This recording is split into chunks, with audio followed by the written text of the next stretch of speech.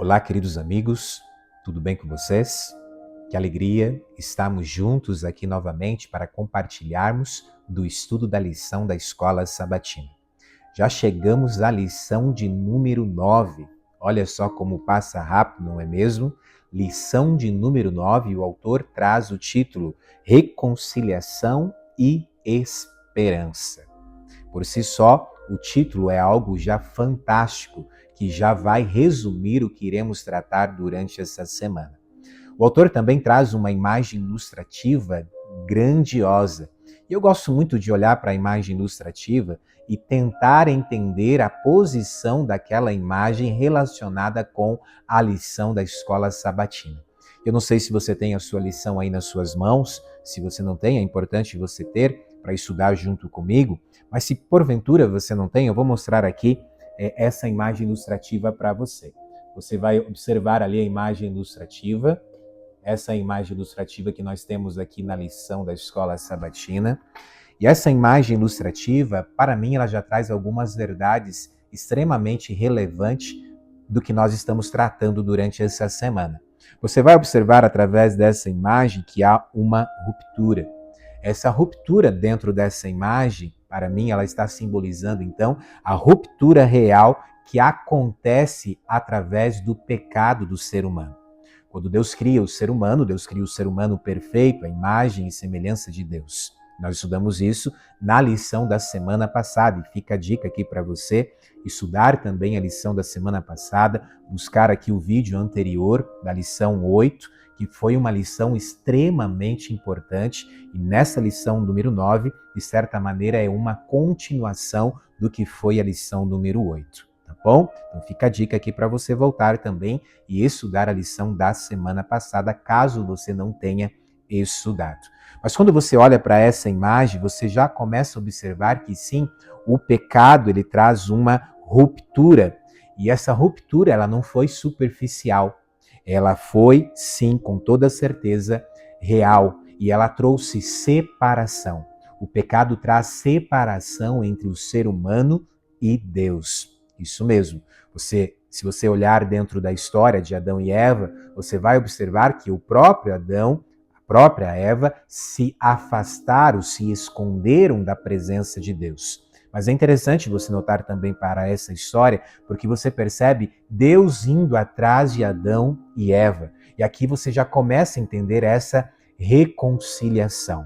Sim, o pecado traz separação, mas Deus jamais quis que nós estivéssemos separados dele. Deus jamais quis que nós não pudéssemos estar falando com ele face a face. E por isso, antes mesmo da criação do ser humano, Deus já tinha o plano da salvação. Caso o ser humano pecasse e houvesse então separação entre o ser humano e Deus, ele viria a este mundo para morrer por nós. A reconciliação iria acontecer. E por isso, dentro dessa imagem também, você percebe a reconciliação. E essa reconciliação, ela exige então intervenção. Você vê aqui através da imagem um aperto de mão. E eu olho para essa imagem e eu começo a observar claramente essa reconciliação através de Cristo, a qual reconciliou o ser humano com Deus através do seu sangue derramado na cruz do Calvário por todos os pecados, desde o primeiro homem, Adão, até o último que ainda há de vir.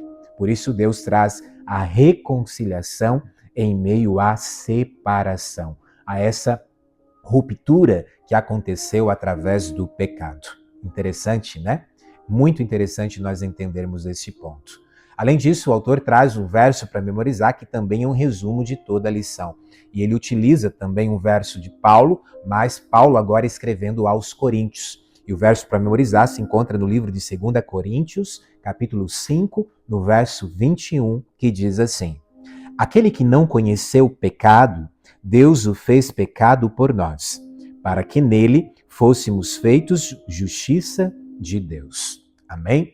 Como de costume, você se tem já compartilhado e olhado aqui a lição junto comigo a todas as semanas, eu gosto de sublinhar o verso para memorizar e entender um pouco melhor a respeito dele. E eu sublinhei aqui da seguinte maneira: a primeira parte, aquele que não conheceu pecado. Ei, olha só como essa parte aqui do verso é extremamente relevante. Por quê, pastor? Porque Cristo não cometeu nenhum pecado. Amém? É muito importante nós entendermos esse ponto dentro da história da salvação. Até porque se Cristo tivesse cometido algum pecado, nós não teríamos direito de um dia ter a vida eterna ao lado de Deus. Nós teríamos que estar morto, ou pelo menos perder a vida eterna, porque o salário do pecado é a morte, mas o dom gratuito de Deus é a vida eterna em Cristo Jesus. Amém? Então, quando você olha para esse ponto do verso, você entende que Cristo foi absolutamente sem pecado. A sua natureza era santa, a sua vida era impecável. E aqui é algo extremamente relevante entendermos dentro deste ponto. A sua vida impecável não era apenas a ausência de pecado externo, mas era sim o que, pastor? Uma pureza moral absoluta. Cristo não tinha a tendência ao pecado, ok? Cristo veio morrer pelo meu pecado e pelo seu pecado, mas Cristo, ao se tornar 100% homem, ele não deixa de ser 100% Deus. Por isso a natureza de Cristo é única. E Cristo, ao se tornar 100% homem, ele não pegou a tendência ao pecado, ok? Extremamente importante você entender isso, porque aí você consegue compreender melhor a segunda parte do verso, a qual eu sublinhei aqui também, que diz assim: o fez pecado por nós. Ei, olha só, algumas pessoas utilizam textos fora de contexto para se tornar um pretexto para seguirem ou pregarem aquilo que elas acham certo. Quando eu olho para essa parte do verso, eu preciso entender o que ela está realmente me dizendo. Algumas pessoas usam essa parte do versículo para dizer que Jesus então pecou, que Jesus era pecador. Não, em hipótese alguma, Jesus é Deus. Nós precisamos entender que Jesus é Deus. Nós precisamos entender que em hipótese alguma Jesus pecou, porque Jesus é Deus. Ele é 100% Deus e que se torna também 100% homem. Como entender então essa parte do verso, fez pecado por nós? Primeiramente, entender que Cristo não se tornou pecador. Não, mas ele fez o quê? Ele assumiu a culpa do pecado. De quem? Minha e sua. De toda a humanidade. Desde o primeiro homem até o último que ainda há de vir. Cristo fez o quê? Assumiu a culpa do pecado. Ele tomou lugar sobre a nossa condenação. E por isso, então, o fez pecado por nós. Amém? Louvado seja Deus por isso. Vamos lá comigo para a lição de domingo. Lição de domingo, o autor traz o título Reconciliados de Obras Más. E ele sugere para lermos o livro de Colossenses, capítulo 1, no verso 21 e o verso 22. E aqui ele trabalha a ideia, a expressão de separados de Deus, que estávamos separados de Deus e estávamos como inimigos de Deus, éramos inimigos de Deus, inimigo dele. E o que a morte de Cristo, então, ela obtém por nós? Quando você começa a estudar a respeito dessa expressão separados de Deus e inimigos dele, você começa a entender alguns pontos extremamente relevantes. Por exemplo, estar separados de Deus, a palavra grega aqui, ela indica uma separação, podemos dizer assim, relacional, ok? Como assim, pastor?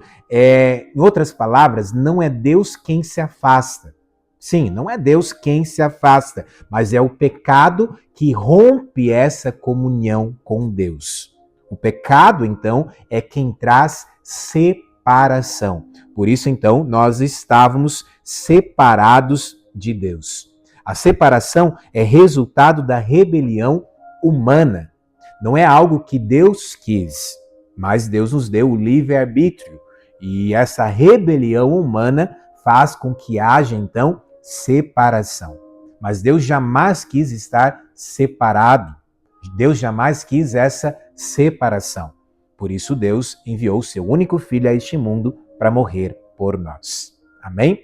Além disso, o autor também trabalha a ideia da expressão inimigos dele. O que seria isso, pastor? Não é Deus como inimigo do homem. Esse é o primeiro ponto a entendermos. E sim o homem como inimigo de Deus pelo pecado. Ok? Ou seja, acontece então uma reconciliação na cruz, quando Cristo então assume a nossa humanidade real para restaurar a nossa relação com Deus. Ok? Há uma ruptura. Nós nos tornamos inimigo de Deus por causa do pecado. Mas Cristo vem a este mundo para reconciliar, para tirar essa ruptura, para nos deixar novamente com a oportunidade de um dia estarmos com Deus face a face. Amém? O autor da lição traz algo muito relevante, eu quero ler aqui com vocês, onde ele diz assim: às vezes, o evangelho é apresentado de forma tão complicada e teórica que perde o significado prático para a vida no século XXI. No entanto, ele é simples e direto. O evangelho tem 3 partes principais. Uma vez que somos incapazes de nos salvar, Jesus veio e morreu por nossos pecados. Essa é a primeira. A segunda delas, ao aceitar sua morte como nossa, por meio da fé, do arrependimento e do batismo, somos justificados e libertos da condenação do pecado. E a terceira delas, o autor diz assim: a vida que temos agora é resultado de nossa união com Cristo. Experimentamos o seu poder recriador, permitindo que ele viva a sua vida em nós. Amém? Louvado seja ao nosso Deus. Vamos lá comigo para a lição de segunda-feira. Lição de segunda-feira, o autor traz o título Se Permanecer na Fé e nos leva a estudarmos Colossenses capítulo 1, no verso 23. Ei, olha só. É extremamente importante nós entendermos que não basta ser reconciliado. Como assim, pastor? Não basta ser reconciliado? Não. Não basta apenas entender que Cristo veio a este mundo para reconciliar o ser humano com Deus. Não basta apenas entender ou saber a respeito disso. É preciso permanecer. Permanecer como, pastor? Permanecer em Cristo. Não basta apenas aceitar uma vez Cristo. É preciso permanecer nele, buscar um crescimento nele todos os dias, até que ele venha. Ok? Por isso, essa expressão trazida dentro do livro de Colossenses, capítulo 1, verso 23, é extremamente relevante, importante para entendermos esse processo de salvação, até que Jesus volte e aconteça a glorificação. Ok? Por isso, a reconciliação, ela é sim obra de Cristo, mas a salvação final, ela é condicional à perseverança na fé. Como assim, pastor? Sim, Jesus não vai forçar você a ser salvo se você não quiser. Deus nos deu o livre-arbítrio e por isso, Apocalipse, João, ao escrever o livro do Apocalipse, ele relata que Jesus diz: eis que estou à porta e bato. E você conhece muito bem esse versículo. Eis que estou à porta e bato. Ele não arromba a porta, mas ele pede para fazer morada na sua vida, no seu coração, na sua mente. Ele não vai forçar você a estar num local aonde você não quer estar, mas ele faz o convite.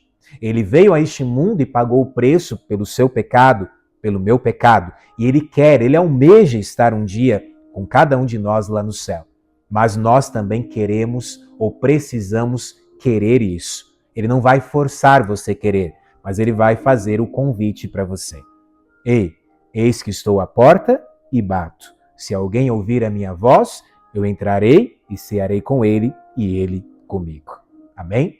Louvado seja ao nosso Deus. Precisamos estar, então, alicerçados. E Colossenses vai trabalhar essa expressão, alicerçados, ou seja, fundamentado doutrinariamente. Seria isso, alicerçado. Precisamos estar fundamentado doutrinariamente, para que o inimigo de Deus não nos engane, seguir a vontade de Deus, fazer a vontade de Deus, o que o assim diz o Senhor, fundamentado na palavra de Deus, fundamentado em Deus. Amém? Precisamos estar enraizado espiritualmente. Em outras palavras, talvez eu poderia aqui fazer uma aplicação usando o livro de Mateus no capítulo 7. Mateus, lá no capítulo 7, você vai ver sobre a construção da casa sobre a rocha. Em outras palavras, uma aplicação dentro deste contexto alicerçados é construir a minha casa sobre a rocha, ter uma base sólida, ter uma estrutura estável, resistente ao que, pastor? As tempestades que acontecem diariamente na nossa vida, no nosso mundo. Quando eu tenho uma estrutura sólida, quando eu construo a minha casa sobre a rocha, em outras palavras, eu estou alicerçado doutrinariamente, enraizado espiritualmente na palavra de Deus, no Deus Todo-Poderoso. Amém? Louvado seja Deus por isso. Além disso, Paulo, ao escrever aos Colossenses, diz que nós devemos estar firmes. Que seria firmes, pastor? Algo contínuo, podemos dizer assim. Ou, em outras palavras, uma constância, uma resistência às influências externas. Isso mesmo. Havia várias heresias que estavam acontecendo na época aqui da igreja de Colosso, assim como há hoje também. E nós precisamos, então, estar firmes. Firmes, em outras palavras, resistente às influências externas, para que nós possamos um dia estar com Jesus no céu. Amém? Louvado seja ao nosso Deus.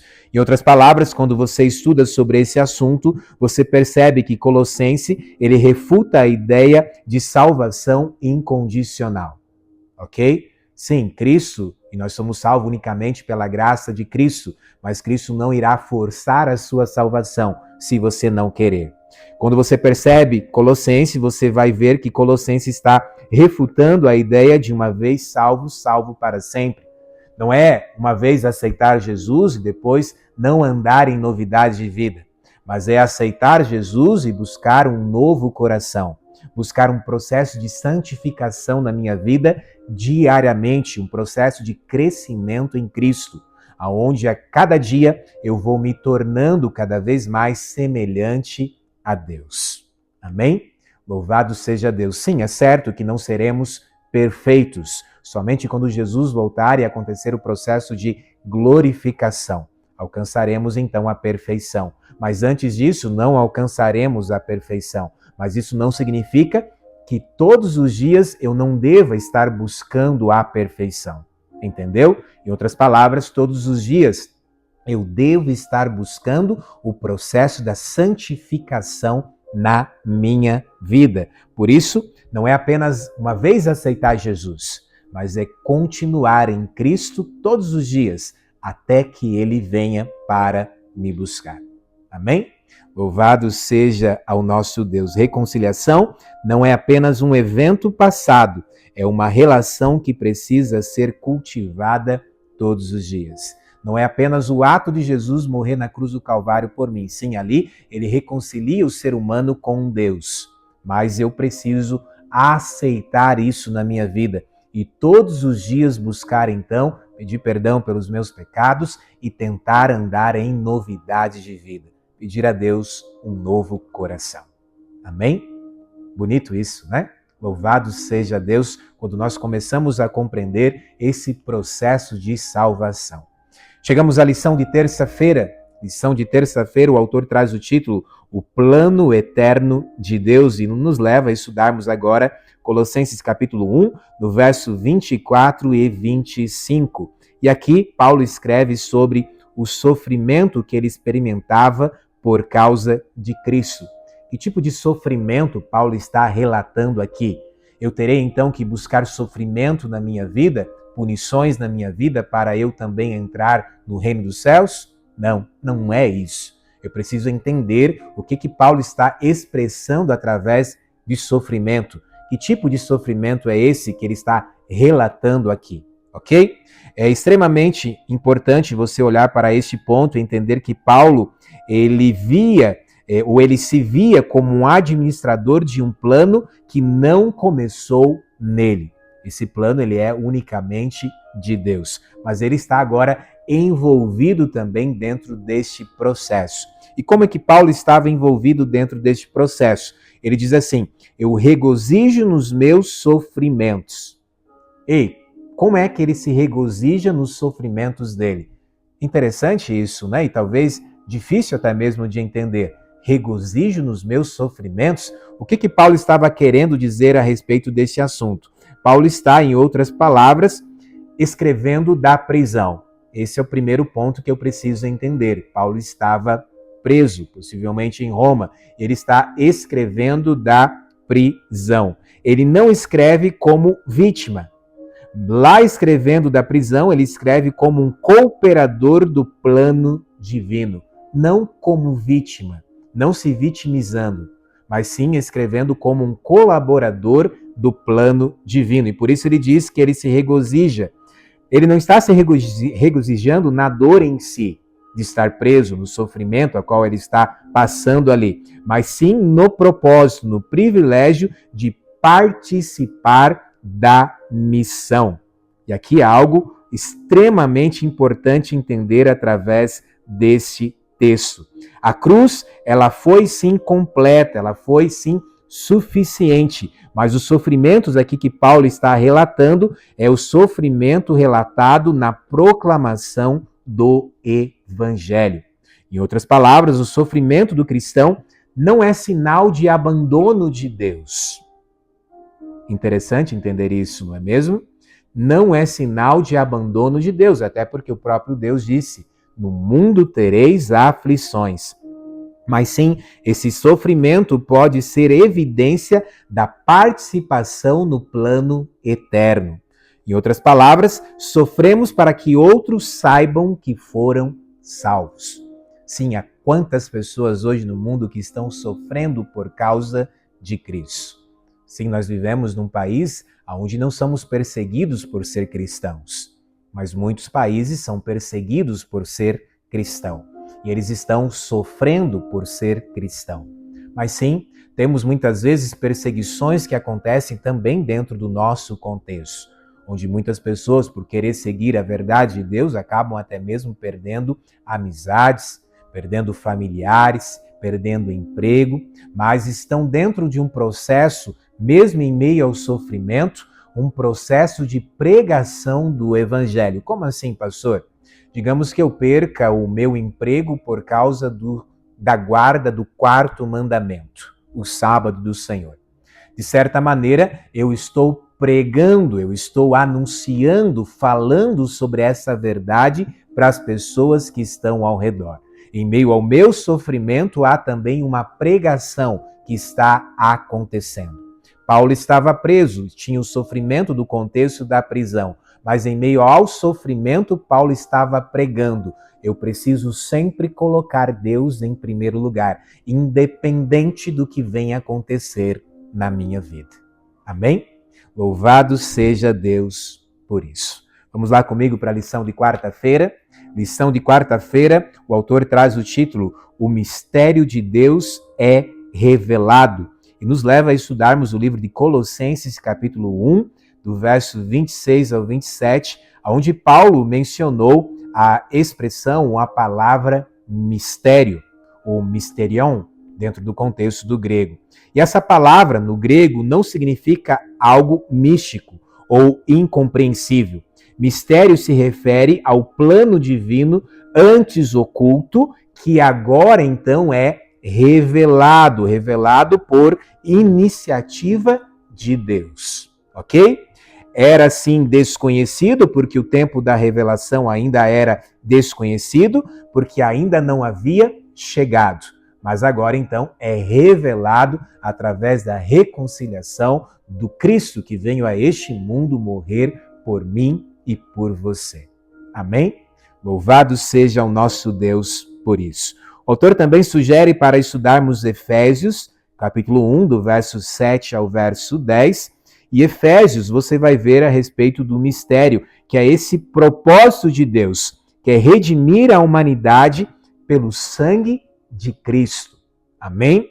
Que é restaurar a unidade perdida pelo pecado. Amém?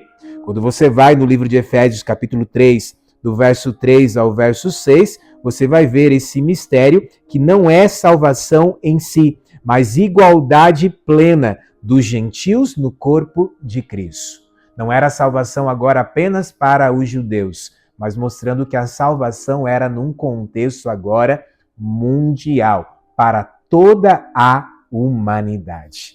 Não é apenas para os judeus, mas para toda a humanidade. Cristo veio a esse mundo morrer não apenas por uma nação, mas por toda a humanidade que faz parte da nação celestial. Amém? Louvado seja ao nosso Deus por isso. Vamos lá comigo para a lição de quinta-feira. Lição de quinta-feira, o autor traz o título O Poder do Evangelho e nos leva a estudarmos Colossenses capítulo 1, do verso 28 ao verso 29, onde você vai ver o foco de Paulo. E você vai ver também Paulo utilizando a expressão todos, a expressão cada um e a expressão cada pessoa. O que Paulo estava querendo dizer então aqui em Colossenses, para os Colossenses, e que é sim aplicado também para nós hoje, lá em Colossenses capítulo 1, do verso 28 e também o verso 29. Primeiramente, entender que o centro da mensagem é Cristo. Amém? E era também o centro da mensagem para Colossenses e também o é hoje. O centro da mensagem é Cristo, a qual eles deveriam anunciar e a qual nós também devemos anunciar. Amém? Sim, Deus nos chamou para anunciarmos a salvação. E ao anunciarmos a salvação, anunciamos Cristo Jesus. Sim, Deus nos chamou para anunciar que Ele vai voltar a este mundo. E ao anunciar que Ele vai voltar a este mundo, anunciamos que sim, Jesus virá outra vez. Amém? Louvado seja Deus por isso. Por isso, precisamos então estar advertindo e ensinando, como Paulo expressa para os Colossenses, em outras palavras. O que seria advertindo? O que seria ensinando, pastor? Por exemplo, advertindo, confrontar erro. Sim, corrigir os desvios que vão acontecendo perante a humanidade, que vão se desviando do que o assim diz o Senhor, do que a palavra de Deus nos diz. E começam a fazer o que homens estão dizendo, ao invés de seguir o que Deus pede para seguir. Por isso nós precisamos advertir quando vierem filosofias contrárias, quando vierem heresias dentro do nosso meio. Nós precisamos advertir para que o povo se volte novamente o que o assim diz o Senhor. Se volte novamente para a palavra de Deus. Por isso ele usa a expressão advertindo, corrigir esse desvio, confrontar esses erros que acontecem também nos nossos dias hoje.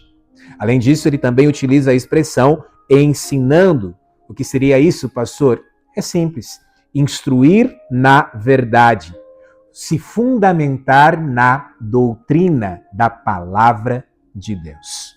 E é isso que nós devemos também fazer hoje, para que o inimigo de Deus não passe a rasteira nas pessoas e também em você ou em mim. Precisamos sempre confrontar os erros e ensinar, em outras palavras, instruir na verdade, fundamentar na doutrina bíblica. Amém? Louvado seja ao nosso Deus. Paulo, ele está combatendo qualquer ideia de elitismo espiritual aqui em Colossenses capítulo 1, do verso 28 ao verso 29. Em Colossos havia influências de alguns pensamentos que sugeriam, por exemplo, níveis superiores de espiritualidade.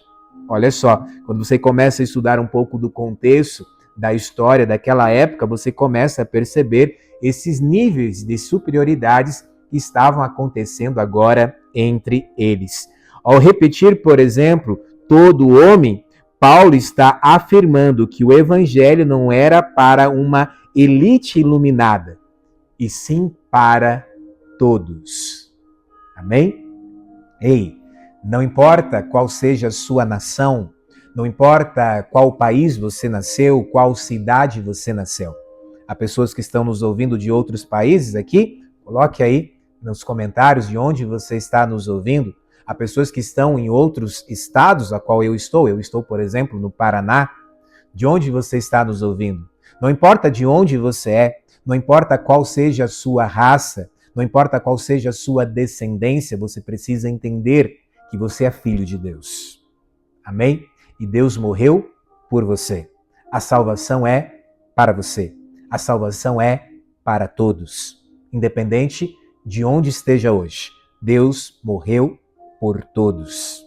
Amém? Louvado seja ao nosso Deus por isso. A expressão cada pessoa mostra, sim, que a salvação é para todos. Mas é interessante, ela é aplicada pessoalmente. Sim, o evangelho ele é, sim, universal, mas a transformação ela é pessoal. Em outras palavras, eu não posso salvar você. Deus não pode salvar você. Os meus atos não vão salvar você, mas sim os seus atos. Os meus atos irão me levar a um dia estar com Jesus no céu ou para a perdição. E da mesma maneira com você. Se eu pudesse salvar a todos, sim, eu salvaria. Mas a salvação ela é pessoal, individualmente. Mas sim, como pastor eu oro por mim, claro, pela minha família, mas eu oro por cada um de vocês, para que vocês entendam a importância de entender que existe um Deus Todo-Poderoso que pagou o preço pelo seu pecado. Basta você confessar os seus pecados, e Ele é fiel e justo para perdoar os seus pecados. Cristo morreu por você, e esse mesmo Cristo que morreu por você prometeu que vai voltar para nos buscar. Mas antes que Ele volte, eu preciso permanecer nele. Buscar um crescimento diário na minha vida, deixar o velho homem de lado e buscar um novo coração, buscar uma transformação para me tornar cada vez mais semelhante à imagem e semelhança de Deus. Amém? Louvado seja ao nosso Deus. Eu encerro a lição com a parte de sexta-feira, onde o autor escreve um parágrafo do livro Mensagens Escolhidas, da escritora Ellen Golding White.